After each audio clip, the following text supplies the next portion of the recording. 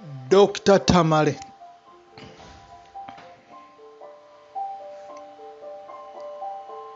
oyagala kwongeza ku boostinga obwongo bwo, oyagala ku improvinga engeri gy'olabamu oba amaaso go, enkuba y'omutima gwo, oyagala okipinga skin yo ebere herese. Zino zonna emigaso gye njogeddeko ogenda gya achivinga okugifuna nga okozesezza omega free fish oil nga tonaba kwebaka. Mu vidiyo eno ngenda kulambula ekikwatagana ku omega free fish oils, emigaso gyayo. Woba ng'oli mupya nga gwe mulundi gwo ogusoose okumpulira, teweerabye onyiga akadde kuba bino biyamba nze naawe. Teri gy'ogenda biwulira walala, tewali agenda kuwa value nga nze okusomesa. Pointi yange kusomesa kubeera personal doctor wo ng'ebintu oli mumanyi. Era butto w'ebyennyanja arikingira ddala mu omega free fish acids, ekyo tukimanyi. Era bino ebiyamba omutima n'obwongo, era nga kyekyo ebyennyanja bye bituwa. Era nga amakerenda ga omega free fish oils gali so beneficial ku muntu atayagala kulya nnyo byennyanja. Kano kammwe eno vidiyo yammwe. Omega free acids, omega oils, ngenda kukulambulula emigaso. Omega free fish oils yeki era avaawa? Omega free acids tukimanyi bulungi nnyo, ava mu byennyanja nga makrep ne tuna n'ebirala bingi. Era tumanyi bulungi nnyo emigaso gyayo. Omuntu ng'olidde ekyennyanja, era n'abakugu badvisinga nnyo omuntu okulya ekyennyanja every after 7 days.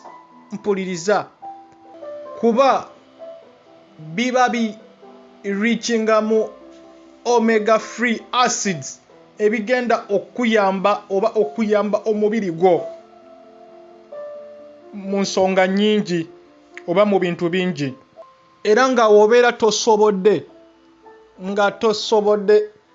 kulya kyennyanja mu nnaku 7, oluvannyuma lw'ennaku 7, abakugu bagambira ddala otryinge okumira amakerenda ge bayitaga omega free fish oils. Nago gagenda kuyamba kyekimu. Era nga gano eno 30% erichinga mu omega free, 70% oil, naye nga oil ali so beneficial ku mubiri. Oyo oil alimu vitamin A ne vitamin B. Kiki ekituuka ku mubiri gwo nga olidde oba onywedde oba omize fish oils? Bigenda kuyamba ku bwongo bwo, kuba tumanyi bulungi nnyo omega free acids asangibwa mu oils oyo ziri so beneficial mu kukeepinga healthy ku bwongo bwo. Era nga bannasayansi bagamba abantu abasinga abasanga mental problems baba balina obuzibu, baba balina low levels, baba balakinga omega 3 acids zino ziyambira ddala ku bwongo. Ng'omuntu yenna alidde ekyennyanja oba amize gano amakenda ga omega 3 acids oils aba agenda kureducingira ddala obubonero obwo. N'ekirala eyambira ddala gono omega 3 acids oba okulya ekyennyanja nga tuna, macrepe n'ebirala, kigenda kuyamba okulongosa omutima gwo, okuprotectinga omutima gwo, n'okukuuma enkuba y'omutima gwo, okuyingiza oxygen mu mutima gwo, n'okufulumya ebicaafu. Era ne fish oils ziyambira ddala mu kureducinga high blood pressure. HBP nagyogerako misomo gyange gye giri wansi ku channel yange. Genda ku YouTube teekamu Dr. Tamale, bagenda kukwetera emisomo gyange gyonna. Era nga ne fish oil agenda kuyamba nnyo omuntu alumibwa amagumba, zino ze bayita zino zi bone cracks. Omuntu alumibwa mu nnyingo, alumibwa ne mugundi yonna, mu mbiriizi, mugongo, agenda kujjanjabira ddala. Wadde nga n'obusigo bw'ensujju bw'otalina buusa maaso nabwo bulungi ku muntu alumizibwa amagumba. Era ne omega 3 fish oils ayambira ddala ku maaso. Era nga obwongo bwo bwe bwetaaga zino zi omega 3 fat acids, naye ayambira ddala amaaso go okwewala blindness, obuzibe n'ebirwadde ebirala, okulumibwa kw'amaaso. Era nga n'okunoonyereza kugamba abantu abatafuna zino zi fat omega fish oils baba basangibwa obuzibu bw'amaanyi nnyo, baba bagenda sanga obuzibu bw'amaanyi nnyo ku maaso gaabwe. Era nga ne fish oil ziyamba ku kibumba. Ekibumba tumanyi bulungi nnyo ekibumba kirina emigaso mingi nnyo mu mubiri gw'omuntu, era nakyo ziyambira ddala nnyo kukifukumya nga kiri healthy ate nga kikola bulungi nnyo. Tumanyi bulungi nnyo abanywi ba sigala, omwenge, bakosebwa nnyo ekibumba, oba omuntu abeera okumpi n'abantu abafuwa sigala. Ekyo nakyo nakinnyonnyola ne mbagamba omuntu ali mu bantu abanywa sigala ye nga tanywa, sigala oyo amwefectinga nnyo. Era ne omega 3 acids zino ziyambira ddala skin yo okudda obuto, okubeera nga skin eri light. Zino ziyambira ddala n'okuleega eddiba lyo lyennyini erya skin w'oba nga ozikozeseza nga ba nutritionist we tugamba, zijja kuyamba, zigenda kyusa obulamu bwo. Era nga ne zino omega 3 acids ziyamba ne mu skin diseases, pimples, obusundo, n'endwadde nnyingi skin rashes ezo zino zigenda kuyambira ddala okukyusa obulamu bwo n'okukyusa health yo. Era n'omuntu atawaanyizibwa okendera mu maso bodybuilders kano kammwe ozimbye omubiri wayitawo omwezi gumu wiiki ennaku